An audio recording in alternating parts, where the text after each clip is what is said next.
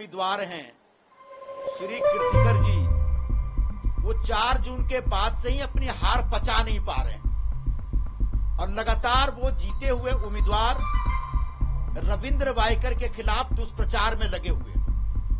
उसी दुष्प्रचार की कड़ी में आज मुंबई के 2 अखबारों ने खबर छापी है कि जिस दिन काउंटिंग हो रही थी नेस्को ग्राउंड में, उस दिन जीते हुए उम्मीदवार यानी वायकर जी के एक रिश्तेदार मोबाइल लेकर के काउंटिंग सेंटर पर थे और उन्होंने उस मोबाइल से ईवीएम को हैक किया।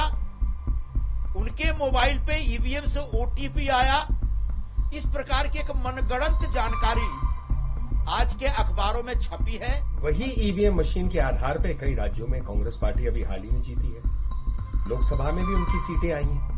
तो इससे क्या लग रहा है कि ईवीएम में घोटाला है क्या? देखिए, जब सुप्रीम कोर्ट के लोगों ने, पैनल ने भी कह दिया है, सब लोगों ने कहा है कि ईवीएम में किसी प्रकार की गड़बड़ी नहीं हुई है, तो फिर वो कहते हैं सिर्फ अपना मनोरंजन के लिए। अगर ईवीएम में गड़बड़ी की बात होती तो आज उठना उनको सीट नहीं आता।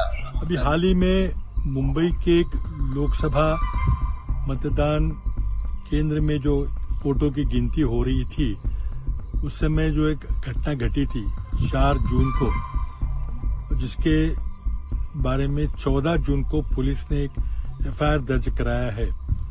बहुत सारे प्रश्न यहाँ से उपस्थित होते हैं। पहला प्रश्न कि काउंटिंग सेंटर में मोबाइल फोन किसने लाने दिया, कैसे आया, उस मोबाइल फोन का उपयोग किस लिए किया जा रहा था, बाहर से संवाद रखा जा रहा था, बाहर के लोगों से बातचीत हो रही थी।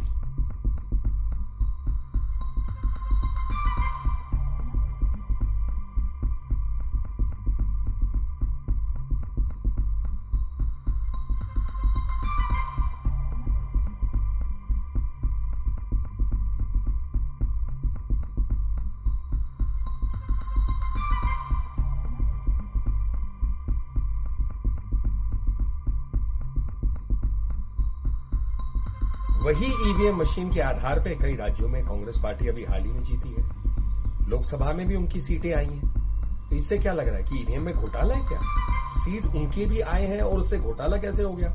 तो कांग्रेस पार्टी, उनकी शायद राजनीति अब सकारात्मक राजनीति रही ही नहीं। तो कहीं ना कहीं प्रश्न उठाना है, चाहे प्रश्न में गंभीरता हो या ना हो, तो ईवीएम पे लगातार पूछते जाइए। इससे क्या लोकतंत्र खतरे में नहीं होगी?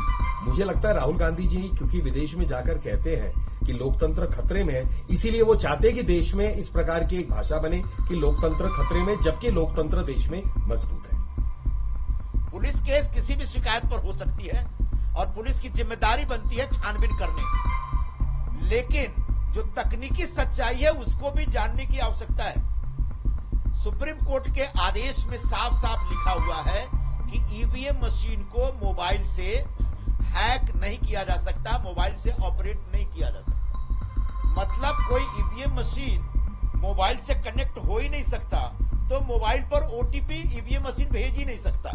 ये पूरी जानकारी गलत। दूसरी बात, वो मोबाइल वायकर के रिश्तेदार की है, इसकी कोई गारंटी नहीं दे सकता। ये छानबीन का विषय। ये भी हो सकता है कि वायकर के रिश्तेदार को मोबाइल न हो और वो मोबाइल हो सकता है वहां के किसी अधिकारी का हो और उन्हें फॉर द टाइम बिंग अपने पर्सनल यूज के लिए लिया हो, घर पे कोई मैसेज देने के लिए। ऐसा अक्सर काउंटिंग सेंटर पर होता है। तीसरी बड़ी बात यह है कि जो लोग इस खबर के आधार पर ये एक नैरेटिव चला रहे हैं, पूरे देश में दुष्प्रचार कर रहे हैं कि ईवीएम हैक किया गया मोबाइल के जरिए, उनको मैं बताना चाहूंगा कि एमबीए का उम्मीदवार यानी इंडिया का उम्मीदवार जब ईवीएम के वोटों की काउंटिंग कंप्लीट होती है, पूरी हो जाती है, तब वो हमारे उम्मीदवार से 1 वोट से आगे थे। मतलब अगर हम लोगों ने ईवीएम हैकिंग की होती तो 1 वोट से विरोधी पक्ष का उम्मीदवार जीतता नहीं। अब आप पूछेंगे फिर वो हारा कैसे 48 वोट से? इस सवाल का जवाब यह है कि ईवीएम के वोटों की काउंटिंग के बाद जो सुबह 8 बजे पोस्टल बैलेट की जो काउंटिंग हुई थी, उसको ऐड करना रह गया था। जो उम्मीदवार विजय घोषित किया गया है उसके नजदीकी रिश्तेदार थे। साथ ही में जो नई बात आई कि मोबाइल फोन का ओटीपी जनरेट करने के लिए उपयोग होता है और उस ओटीपी से इलेक्ट्रॉनिक वोटिंग मशीन खोले जाते हैं, ये सब नई बातें हैं। ये कहाँ से ओटीपी वगैरह की बात आई थी? और साथ ही में इलेक्ट्रॉनिकली ट्रांसमिटेड वोटर सिस्टम, जो हमारे सर्विस वोटर्स हैं उनके लिए ये जो ETPBS करके जो सिस्टम प्रणाली है, इसका भी हमने पहले कभी जिक्र नहीं सुना था। तो कई सारी समस्याएं हल होती है। FIR की जो कॉपी है वो उसको प्रकट नहीं किया गया, उसको गुप्त रखा गया है। अब ये खबर सिर्फ मुंबई तक सीमित नहीं है, ये पूरी वैश्विक खबर बन गई है। इलॉन मस्क जो एक बहुत बड़े जाने पहचाने तकनीकी विशेषज्ञ है, जो आर्टिफिशियल इंटेलिजेंस पे बड़ा सारा काम करते हैं, उन्होंने जब सुप्रीम कोर्ट के लोगों ने, पैनल ने भी कह दिया है, सब लोगों ने कहा है कि ईवीएम में किसी प्रकार की गड़बड़ी नहीं हुई है, तो फिर वो कहते हैं सिर्फ अपना मनोरंजन के लिए। अगर ईवीएम में गड़बड़ी की बात होती तो आज उतना उनको सीट नहीं आता।